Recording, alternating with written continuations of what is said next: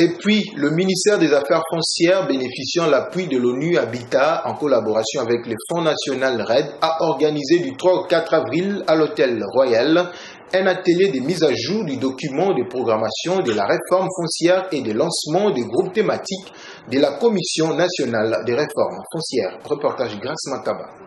Venu de la présidence de la République, du ministère des Affaires foncières, de l'ONU Habitat, de la Commission nationale chargée de la réforme foncière, de la société civile, des différentes provinces du pays. Au total, 64 délégués dont 8 femmes participent à cet atelier visant à mettre en place les dispositions utiles à la réforme foncière nationale. Ces groupes thématiques constituent non seulement un cadre de réflexion et d'échange sur des sujets intéressant la réforme foncière, mais aussi et surtout une structure d'expertise pour évaluer la qualité des livrables proposés à la CONAREF, tant par les consultants que par tout prestataire sollicité. Cet atelier de mise à jour du document de programmation de la réforme foncière est donc principalement une contribution à la redynamisation de la CONAREF par des débats soutenus, permettant d'abord de valider les documents de programmation de la réforme foncière et ensuite de s'imprégner de la vision méthodologique et stratégique pour aborder des questions intéressant la réforme foncière. Pour le délégué du Fonds national RED, il est question de mettre l'accent sur la loi cadre relative à la réforme foncière. Ainsi, José Mokbondo, délégué de l'ONU Habitat, a appelé pour certains à la collaboration entre le CONAREF, FONARED et l'ONU Habitat.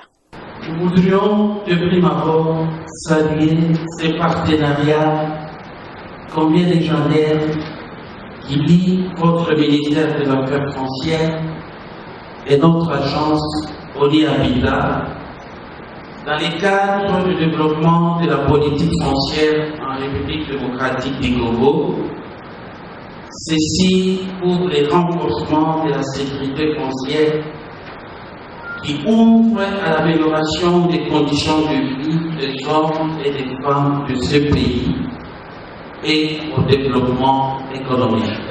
Le ministre des Affaires foncières, Léonard Louméa, a à l'occasion détaillé les progrès réalisés à ces sujets. La Commission nationale de la réforme foncière CONAREF ainsi témoigne que le processus de la réforme foncière dans notre pays avance finalement après avoir été quelque peu ralenti.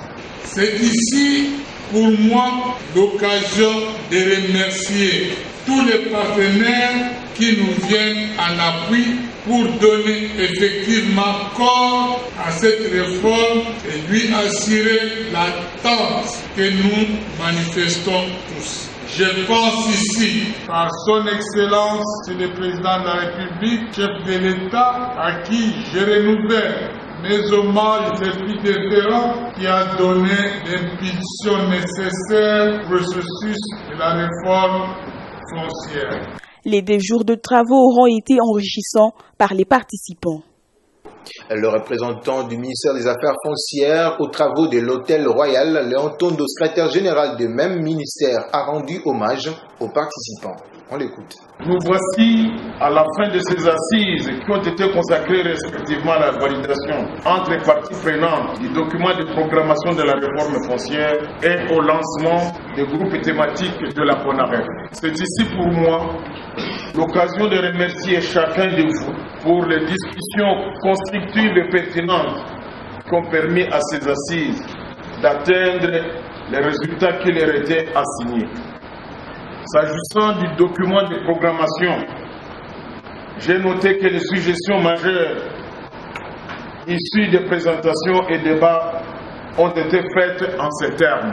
Clarifier les objectifs généraux de la réforme foncière sur la question de savoir si elle doit être orientée vers la validation, vers l'adoption d'une nouvelle loi ou tout simplement d'une loi modificative actuelle de la loi du 20 juillet 1973 ainsi que d'autres textes réglementaires qui l'avaient modifié. Mieux refléter l'impératif de la coordination intersectorielle à la fois au niveau des lois et des ministères intersectoriels dont l'autorité et les attributions ont une incidence sur le foncier. Prendre en compte de manière suffisante les considérations environnementales et les questions émergentes et a un impact sur la gouvernance foncière.